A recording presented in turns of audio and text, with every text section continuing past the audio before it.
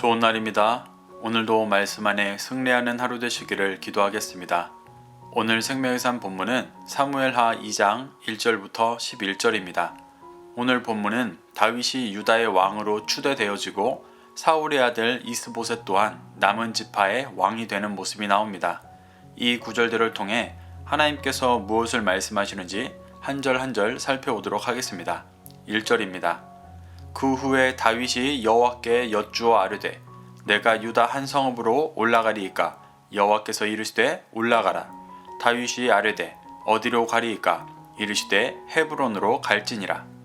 다윗은 사울을 죽였다고 주장하는 아말렉 사람을 심판하고 애가를 부른 후 여호와께 유다 한 성읍으로 올라가는지 여쭤봅니다. 올라가라고 하는 여호와께 다시 한번 어디로 가야 하는지 여쭙습니다. 지금 현실의 상황은 사울이 죽고 나라가 블레셋에게 패하며 누군가 블레셋을 몰아내고 나라를 정비해야 하는 상황이었습니다. 이미 아말렉 사람까지도 왕이 될 것 같은 다윗에게 찾아왔을 만큼 다윗이 왕이 되는 것을 많은 사람들이 인정할 수 있는 상황이었습니다.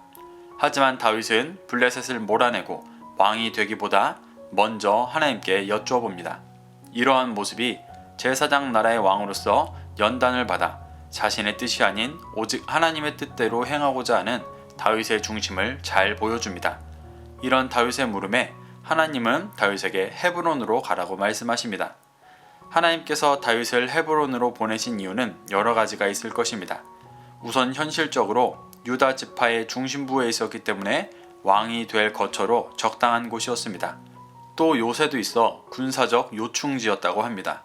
이러한 현실적인 이유 외에도 그 지역의 뜻에도 의미가 있습니다. 헤브론의 뜻이 연합, 동맹이라는 뜻입니다. 하나님께서 다윗이 12지파를 진리로 연합하라는 의미로 이곳으로 부르신 것이기도 합니다. 2절부터 3절입니다. 다윗이 그의 두 아내 이스라엘 여인 아히노암과 갈멜 사람 나발의 아내였던 아비가일을 데리고 그리로 올라갈 때에 또 자기와 함께한 추종자들과 그들의 가족들을 다윗이 다 데리고 올라가서 헤브론 각 성읍에 살게 하니라. 2절과 3절에서는 다윗과 함께 헤브론으로 간 사람들을 설명합니다. 2절에서 다윗이 도망다니던 시절 만났던 두 아내를 먼저 이야기합니다. 이 두 아내는 다윗과 같은 믿음으로 함께 제사장 나라를 이루어갈 준비가 되었던 신부들이었습니다. 또 그를 따르던 추종자들은 다윗과 함께 연단받으며 중심이 깨어지고 준비되어진 왕국의 초석들이었습니다. 그 추종자들의 가족들은 다윗이 연단받는 과정에서 낳았던 진리의 열매들이었습니다. 이렇게 준비되고 함께 연단받고 진리의 열매로 낳은 이들만이 함께 유다로 올라가 다윗 왕국의 초석이 되었습니다. 4절입니다. 유다 사람들이 와서 거기서 다윗에게 기름을 부어 유다 족속의 왕으로 삼았더라. 어떤 사람이 다윗에게 말하여 이르되 사울을 장사한 사람은 길르앗 야베스 사람들이니이다 하매 헤브론으로 온 다윗에게 유다 사람들이 와서 기름을 부어 유다 족속의 왕으로 삼았습니다. 이는 다윗이 사무엘에게 기름 부음 받고 두 번째로 기름 부음을 받는 것이었습니다. 다윗은 이스라엘의 왕이 될 때까지 총 3번의 기름 부음을 받았습니다. 그중 이 두 번째 기름 부음은 유다 족속들이 다윗을 믿고 따르는 진리에 연합되는 모습을 보여줍니다. 유다 지파는 단지 다윗과 같은 지파이기 때문에 그를 왕으로 기름 부은 것이 아닙니다. 사실 이것은 엄밀히 말하면 반란이었습니다. 사울이 죽긴 했지만 그 왕가가 전멸한 것이 아니라 왕 일을 이을 자녀가 살아 있었습니다. 그런데도 블레셋에 패배해 나라가 혼란할 틈을 타 지방에서 따로 왕을 세운다는 것은 인간적으로 보면 반란이었습니다. 하지만 유다 지파가 다윗에게 기름 부어 왕으로 세운 이유는 다윗의 삶과 믿음을 인정하고 그 영향력 아래로 들어가 함께 제사장 나라 백성으로 살아가고자 결단했기 때문이었습니다. 처음 다윗이 사울에게 쫓길 때만 해도 유다 사람들은 사울을 두려워해 다윗을 넘기려 하기도 했었습니다. 하지만 이후 여러 시간을 지나며 그 중심이 변화되었을 것입니다. 특히 다윗이 시글락에서 아말렉을 진멸하고 나눴던 전리품들을 보며 그의 믿음을 쫓기로 결정했을 것입니다. 그래서 이 일이 인간적으로 보면 반란일 수 있지만 다윗을 제사장 나라의 진정한 왕으로 인정하고 기름 부어 그의 영향력 아래에서 제사장 나라의 진정한 백성으로 살기를 결단하고 있는 모습입니다. 5절부터 6절입니다.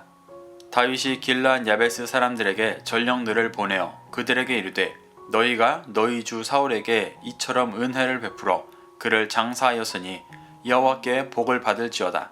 너희가 이 일을 하였으니 이제 여호와께서 은혜와 진리로 너희에게 베푸시기를 원하고 나도 이 선한 일을 너희에게 갚으리니. 다윗이 왕이 되고 행한 첫 번째 일은 블레셋에 쳐들어가 사울의 시신을 수습하고 장사 지냈던 길르앗 야베스 사람들에게 복을 빈 것이었습니다. 사울에게 쫓기던 다윗은 사울의 편에 있던 그들과 대외적으로는 적대 세력이었습니다. 그런 다윗이 왕이 되었기 때문에 사울에게 예를 표한 길르앗 야베스 사람들에게는 두려움의 대상이었을지도 모릅니다. 그런데 다윗이 길르앗 야베스 사람들에게 복을 빈 이유는 그들의 중심을 보았기 때문입니다. 다윗은 길르앗 야베스 사람들이 사울에게 은혜를 베풀었다고 말합니다. 길르앗 야베스 사람들은 과거 암몬 사람들이 침공했을 때 스스로가 그들의 종이 되겠다고 말했던 비질리 앞에 허덕이는 모습을 보였었습니다. 그때 막 기름 부음 받았던 사울이 진리를 행하며 암몬 족속들을 무찔렀었습니다. 길르앗 야베스 사람들이 사울의 시신을 수습한 것은 그 은혜를 갚기 위해서였습니다. 그들이 이렇게 은혜를 갚을 수 있었던 이유는 사울이 자신들을 구원해 주던 때에 회개하고 돌이킨 중심을 계속 품고 있었기 때문이었습니다. 이들이 만일 이후 타락했던 사울처럼 비진리 안에 거하고 있었다면 사울의 시신을 수습하러 가려 하지 않았을 것입니다. 비진리는 자신의 유익을 최우선으로 하기 때문입니다. 다윗이 블레셋에게 구해줬던 그일라 백성들만 봐도 알 수 있습니다. 그들은 다윗에게 구원받았지만 여전히 비진리 안에 있었기 때문에 자신의 유익을 위해 다윗을 사울에게 넘기려 했었습니다. 하지만 길르앗 야베스 사람들은 사울에게 구원받은 후 진리를 품고 있었기 때문에 자신의 유익과는 상관없이 기름 부음 받은 자의 시체가 모욕당하며 하나님의 권위가 떨어지는 것을 외면하지 않고 사울의 시신을 수습한 것이었습니다. 제사장 나라 왕의 일은 이러한 자들을 찾아 세우는 것이었습니다. 그래서 다윗이 왕이 된 후 처음으로 행한 일이 길르앗 야베스 사람들에게 복을 비는 것이었습니다. 성경에서 복은 이 땅에서의 부와 명예를 구하는 것이 아니라 하나님과 동행하며 구원받기를 구하는 것입니다. 그래서 6절에서 여호와께서 은혜와 진리로 베푸시기를 원한다고 말하는 것입니다. 이들은 대외적으로 볼 때는 적대 관계일 수도 있었지만 제사장 나라 왕인 다윗은 그러한 인간적인 이해관계에 묶이지 않고 온전히 제사장 나라 왕의 일을 행하고 있는 것입니다. 7절입니다. 이제 너희는 손을 강하게 하고 담대히 할지어다. 너희 주 사울이 죽었고 또 유다 족속이 내게 기름을 부어 그들의 왕으로 삼았음이니라 하니라. 다윗은 자신으로 인해 두려워할지도 모르는 길르앗 야베스 사람들에게 손을 강하게 하고 담대히 하라고 말합니다. 비록 기름 부음 받은 왕 사울이 죽었지만 자신이 새롭게 기름 부음 받아 세워진 왕이니 낙심하지 말고 강하고 담대해져서 함께 제사장 나라로서 살아가자고 말하고 있는 것입니다.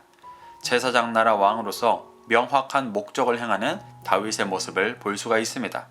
8절부터 9절입니다.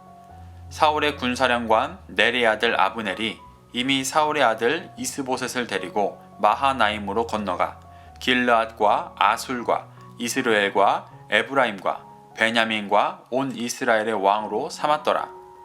유다에서 왕으로 기름 부음 받은 다윗과는 별개로 사울의 아들 이스보셋 또한 왕으로 세워졌습니다. 하나님께 묻고 헤브론으로 가 왕이 되었던 다윗과는 대조적으로 아브넬은 그냥 이스보셋을 데리고 마하나임으로 갔습니다. 8절에서 아브넬과 이스보셋에 대해 말할 때 사울의 군사령관, 사울의 아들이라고 표현하는데 이는 그들이 비진리를 쫓던 사울의 중심을 이어가는 자들이라는 것을 뜻하는 것입니다. 9절에서 말하는 지역들은 사실상 남부 유다 지역을 제외한 전 이스라엘 지역들이었습니다. 그 전 이스라엘이 사울의 중심을 이어가는 자를 왕으로 삼고 있는 것입니다. 유다 지파를 제외한 이스라엘은 여전히 사울을 세울 때와 마찬가지로 철저히 세속의 왕을 구하고 있는 것입니다. 이렇게 유다 지파에 비해 다른 지파들은 아직 다윗의 믿음에 함께 동참하지 못했습니다. 이들은 여전히 사울의 중심과 같은 왕을 세우며 비진리를 쫓고 있었기 때문에 그 마음이 환란 가운데 연단되고 깨어져야 했습니다. 훗날 그 중심이 깨어졌을 때 그들은 비로소 유다 지파와 같이 다윗의 삶과 믿음에 동참해 제사장 나라가 되기를 원하며 다윗에게 세 번째 기름을 부어 왕으로 인정했었습니다. 하지만 아직은 그 중심이 진정한 제사장 나라를 세워가고자 하는 다윗 왕국의 백성 되기를 거부하고 있습니다.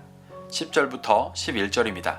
사울의 아들 이스보셋이 이스라엘 왕이 될 때 나이가 40이며 2해 동안 왕 위에 있으니라. 유다 족속은 다윗을 따르니 다윗이 헤브론에서 유다 족속의 왕이 된 날수는 7년 6개월이더라.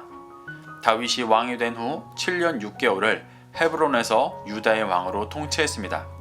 그 시간이 유다 지파에게는 더욱 다윗의 믿음을 쫓아 제사장 나라 백성의 중심을 갖는 시간이었을 것이고, 다른 지파들에게는 계속해서 하나님께 연단받는 시간이었을 것입니다. 그들은 오랜 시간 사울의 통치하에 비진리로 살아왔기 때문에 그 연단의 시간을 믿음으로 지나야만 진정한 제사장 나라로 새롭게 될 수 있었습니다. 사랑하는 성도 여러분, 사울이 죽고 다윗은 자신이 이스라엘의 왕이 될 수 있는 상황 속에서도 분위기에 휩쓸리지 않고 온전히 하나님의 뜻을 구하며 한 걸음 한 걸음 이스라엘을 제사장 나라로 세워갔습니다. 그래서 먼저 유다 족속이 진리로 돌아왔습니다. 하지만 여전히 사울의 비진리를 쫓던 다른 지파들은 사울의 아들 이스보셋을 왕으로 세워 하나님의 뜻과 상관없는 세속적인 나라를 계속 이루어갔습니다. 이 말씀을 통해 지금 내가 쫓고 있는 삶이 무엇인지를 돌아보며 다윗과 같이 온전히 제사장 나라를 이루어 주님의 때를 준비하는 중심으로 새롭게 변화되시기를 축복합니다. 오늘도 이 말씀을 심령에 새겨 승리하는 하루 되시기를 기도하겠습니다.